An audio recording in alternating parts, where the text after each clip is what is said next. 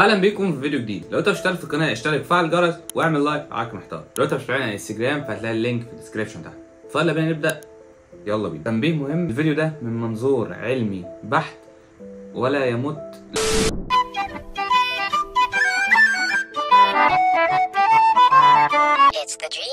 عمرك فكرت ليه احنا بنعيش الزمن في اتجاه واحد؟ ليه ما ينفعش نصحى في يوم نلاقي نفسنا راجعين للماضي مش رايحين للمستقبل؟ هو ده مجرد احساس عندنا كبشر ولا فعلا الزمن ليه اتجاه محدد في قوانين الفيزياء؟ خلونا ندخل في الموضوع اكتر ونشوف ونعرف السر ورا اتجاه الزمن، ليه لقدام مش لورا. قوانين الفيزياء الزمن زيه زي الطول زي العرض زي الارتفاع، فهو مجرد بعد عام، وده اللي بتقوله النظريه النسبيه بتاعت اينشتاين. المعادلات الفيزيائيه ما بتفرقش ان الزمن يمشي لقدام او لورا. رياضيا الزمن ينفع يمشي لقدام ولورا، لكن الحقيقه غير كده خالص. السبب الاساسي اللي بيخلي الزمن يطلع لقدام هو القانون الثاني للديناميكا الحراريه، واللي بيقول ان الانتروبيا او العشوائيه دايما بتزيد في اي نظام مقفول. وضرب مثال على الموضوع ده على فكره، قال لك انت لو عندك كوبايه شاي وسبتها، الكوبايه هي سخنه هتبقى بارده، لكن عمرها ما بيحصل العكس، ان الكوبايه تبقى بارده وبعدين تبقى سخنه. الكون كله شغال بنفس الطريقه، منظم اكتر في الماضي وعشوائي جدا في المستقبل، وعشان كده بنحس ان الزمن بيجري لقدام بس. طيب ايه اللي هيحصل لو الزمن رجع لورا؟ تخيل انك بتشوف كوبايه ميه بتتكسر وترجع سليمه تاني، او حد بياكل اكلته وبعدين ترجع تاني اكلته دي في قلب الطبق. ده مش بيحصل لان الزمن ماشي في اتجاه واحد وهو اتجاه الانتروبيا. في عالم الجسيمات الصغيره قوي، وده عالم ميكانيكا الكم، الاتجاهيه بتاعه الزمن مش بنفس الوضوح والسهوله والبساطه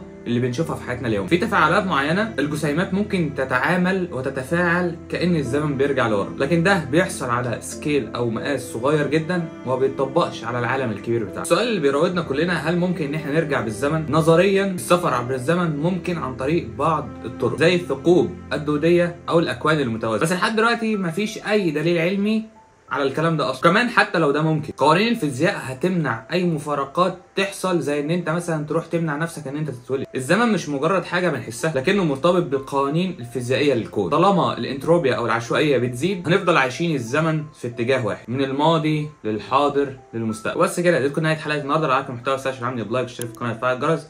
اشوفك الفيديو الجاي. سلام.